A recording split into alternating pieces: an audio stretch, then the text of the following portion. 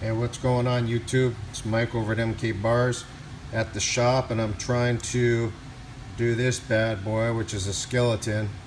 Call it, I don't know, skeleton man. And so that's what it's supposed to come to and look like when all is said and done.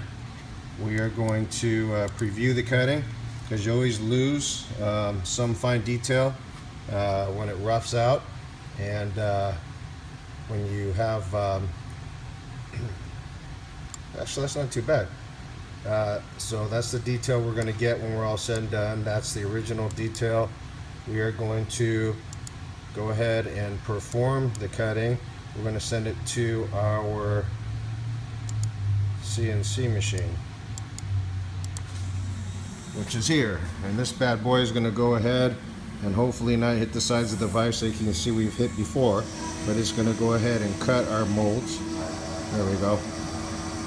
So it's roughing out our skeleton man. Let's go ahead and make sure it doesn't go over the side there, and then we can proceed to doing something else. There we go. Okay, so you can see right now it's going to take 18 minutes for the roughing, and then it's going to probably take about another hour for the finer detail, the finishing to be worked out. I wanted just to kind of share with you a little bit about what we do, and vacuum cleaners, and it's really dirty and filthy in here. You don't want to breathe in that black powder. You can see on the graphite it's all over the machine. These are some of the molds that we make. This is our starfish. There's our texture rugged bar, and then we have this gentleman here, cowboy. It's really supposed to be oh god, I don't know his name, that western guy. Anyway, the cowboy, the trilogy, the dino print. So you can see our texture round. We cut all these. Our dino tooth, which is now shark tooth, which is now 2 ounces. Our clown skull. Some of the pours that we did recently. You know, some silver. And you can see we just have graphite everywhere. Some of these are duds, like this right here and this right here, which was a waste of money. But you know what? It's all in the fun of trying to produce your own molds. It's an expensive hobby. You can see that we're working with different materials. There's our cute little skull. You know, we have different methods that we go through. This is our polishing and sanding station. We have 2 people usually polishing at a time, helping out. These are our little booty, I don't know, booty bins, if you want to call them booty bins. Hold some of our excess inventory, and at our shop presses, manual press, press it onto the wood so don't lose your 3D detail. You can see that's the Statue of Liberty round. Come over here, I got something cooking right now, working on some different type of molds, and very basic station for producing our grounds before we polish it.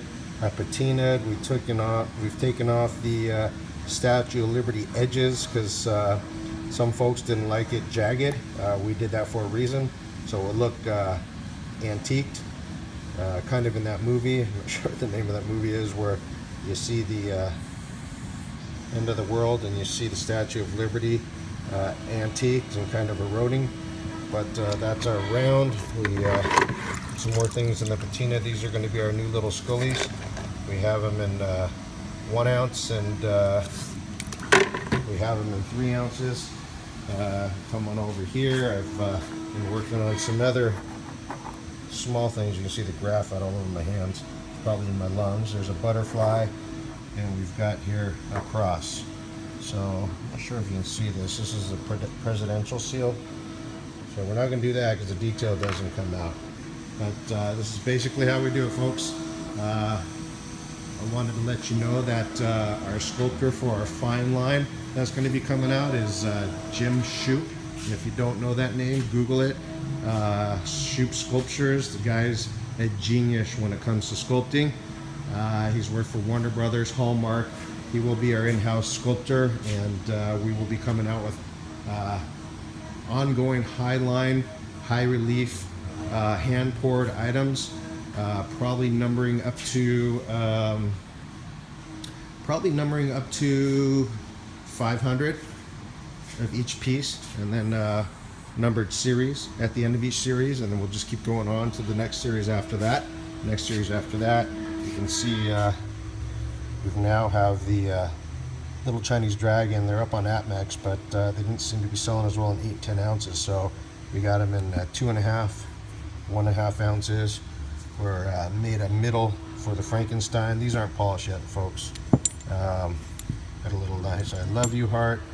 We'll polish those up, and we're trying to make silver that is in everybody's budget, from high end to low end. You can see this is what happens when you mess up a mold and only does the rough part of it. It leaves lines because it never did the finishing part. That's our Jolly Roger, the unfinished version. Got our little hand grenades now. So we're diligently working, but I want to let you folks know that there's no way we could have done this without you. I'm showing you around a little bit of our foundry, the kilns. We've got actually probably 5 more kilns, graphite. Without you folks and our clients and our vendors, it's not possible. So I just wanted to thank you. We're nothing without you. We've come from a little small garage to a 1,000 square foot foundry, and it probably will be growing again soon. I owe it all to you, and I wanted to make a little bit of video and show you just around the foundry. It's a complete mess, but this is our basic setup for now, and we will be filming for you in the future, show you what other designs we're making. I probably cut these molds here. I probably do about 3 to 5 a day. A lot of what you don't see was produced and didn't come out too well. A lot of what you do see is something we've done, because when you get into the bigger molds, you're paying somebody $200, $300, $400 each mold. So we've started doing ourselves, and we want to thank you again. It's because of good people like you and the YouTube community and our clients and our vendors that we have grown, and this is just a shout out to show you kind of what we do and to say thank you. Amen. Take care, YouTube.